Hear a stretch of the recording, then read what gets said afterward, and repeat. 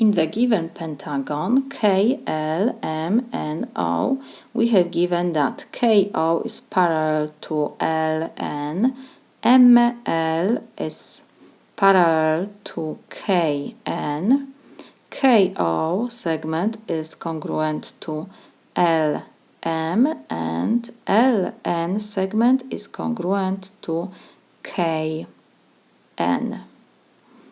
So we have to prove that KM, this segment KM, is congruent to LO. So first, because we have given that these two lines are parallel, so if we extend these two lines, and KN will be our transversal, so by alternate interior angles theorem,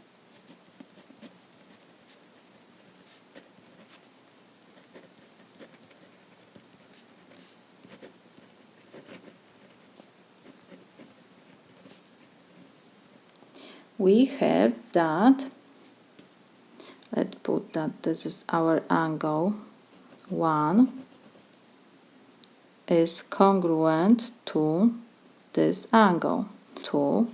So by alternate interior angles theorem, we had that angle 1 is congruent to angle 2.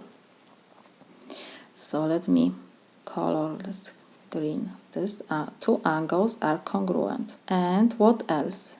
If we extend this LM segment, because LM is parallel to KN, so if now line LN will be our transversal, so again by alternate interior angles theorem, alternate interior angles are congruent. So this angle is congruent to that angle. So because they are congruent, I just paint them green.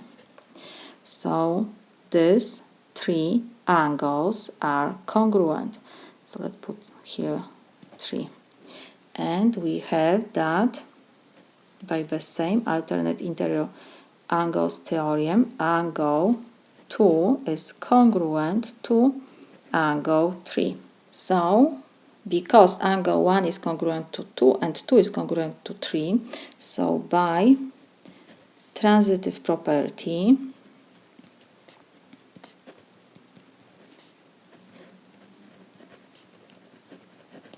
we have that angle 1 is congruent to angle 3.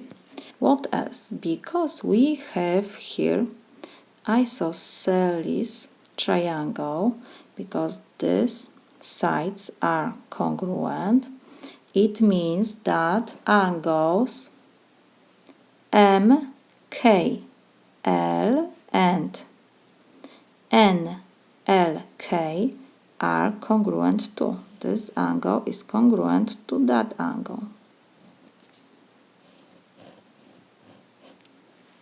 So let me write this, because KN is congruent to LN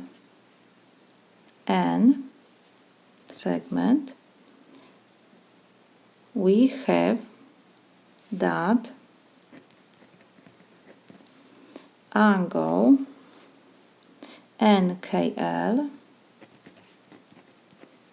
is congruent to NLK. You can write.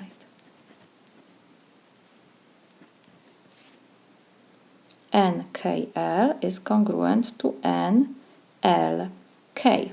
So we see that we got here that angle KLM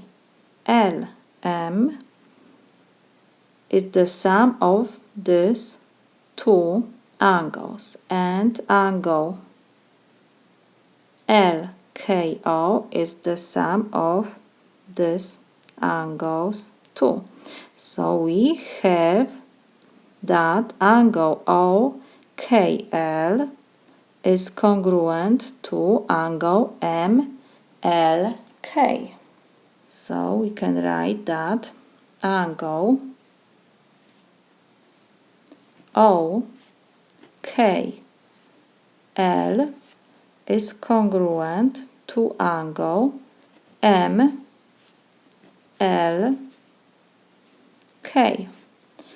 This angle is congruent to that angle. OKL is congruent to MLK. So we have also that KL is congruent to LK by reflexive property. So we can write that KL segment is congruent to LK by reflexive property.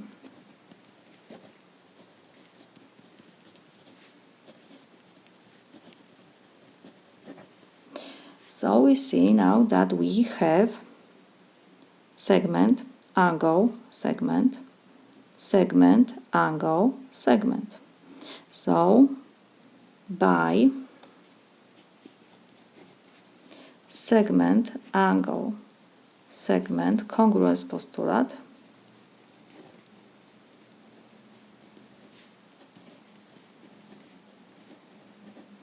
we have that triangle OKL is congruent to triangle MLK. So if these two triangles are congruent, it means that corresponding parts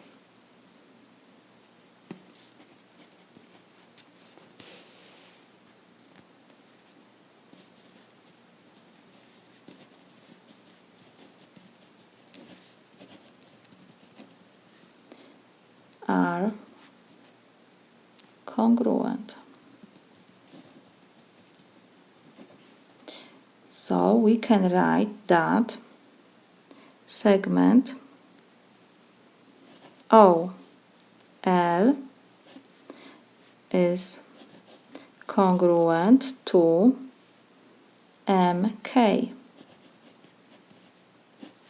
And because OL is congruent to LO and MK is congruent to KM segment by reflexive property,